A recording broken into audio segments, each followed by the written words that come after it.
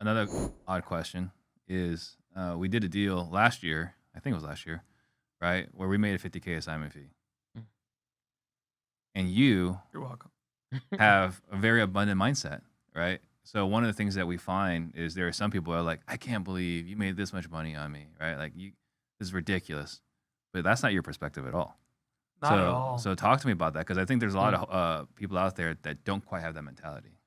I'm always looking for everybody to win, and it's weird. Like some guy I put on Instagram the other day, hey man, I'm looking for a deal here.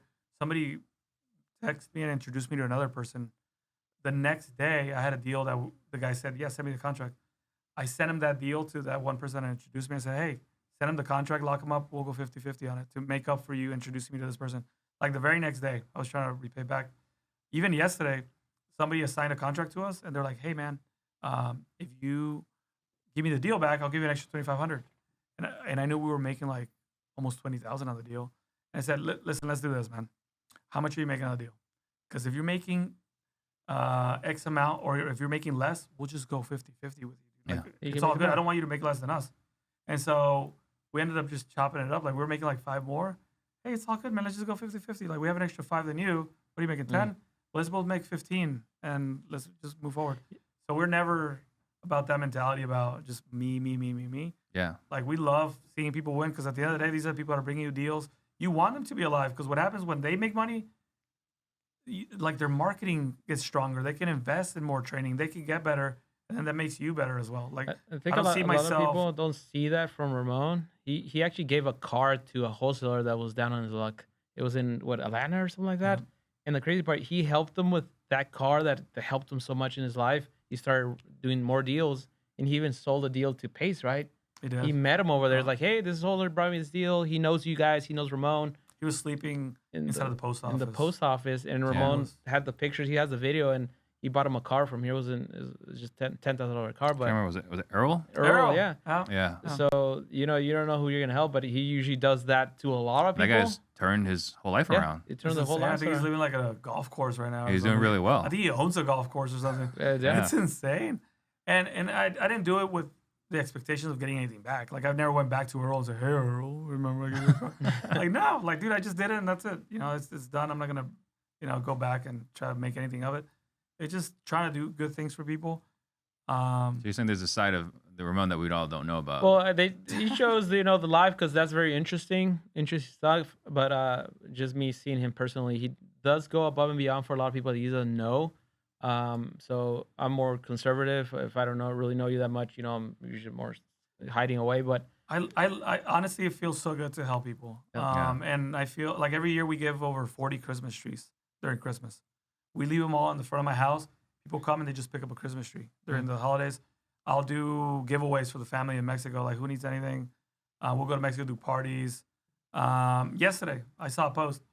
Can somebody buy this puppy? I don't have any money for food anymore. I can't afford it, blah, blah, blah. I Zelled him over $100 for here, and I put for food, dog food. Yeah.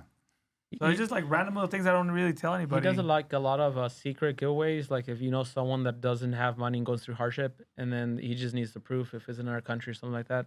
Like the little girl in Mexico, they went and bought her a TV and some clothing for school, and they record the video, and that's it. But I mean, he just usually likes to help a lot of people. You're a secret Santa. You have to give back. And what I've realized about the universe, if you believe in manifestation and the energies and all that, I used to think that the bigger the gesture, the bigger the reward would be, like you get back. But then soon I realized, like, even if it's something small, like opening the door for someone, helping somebody with this, like, oh, they don't have enough at the register here. What do you need?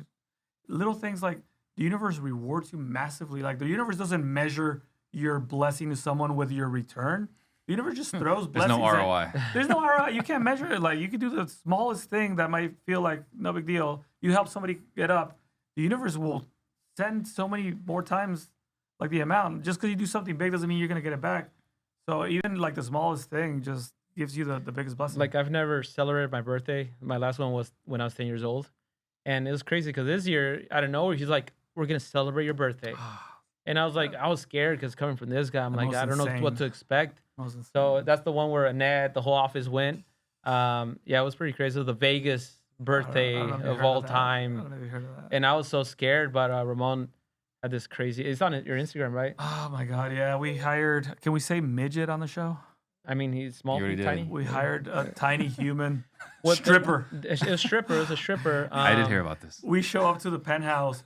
Tiny human shows up and starts I going had no after all the clue chicks. of what's gonna happen with all these things, and it's just during the trip, just Oh my God, bombing so with bad. crazy things. And as we were staring at the little man just go to town on Annette and everyone.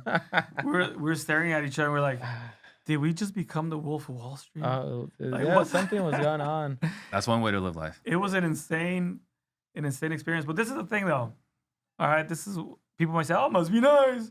Well, this is the thing. People that spend without checking their balance also work without checking the clock. Mhm. Like don't think that just because you spend, you could also be lazy. There's no reward for the lazy. Like people that have something probably paid 100 times Oh, yeah. face value for what they have. Yeah. All right, because first of all, you have to fail so many times to the point to where it almost breaks you, to the point where you've been at your office by yourself at night with tears in your face because you haven't made any money and your family expects you to become successful. You will pay like 100 times over what you get before you get what's coming to you. And so people that want easy money, the easy way out, what's the next scam? Is it wholesaling? Let's do this. Let's get that free money. What is it, crypto? Like, you will never make money doing that. And if you do, it's going to be a little glitch of something that happened. But in reality, you need to pay for success in advance. Everything was with the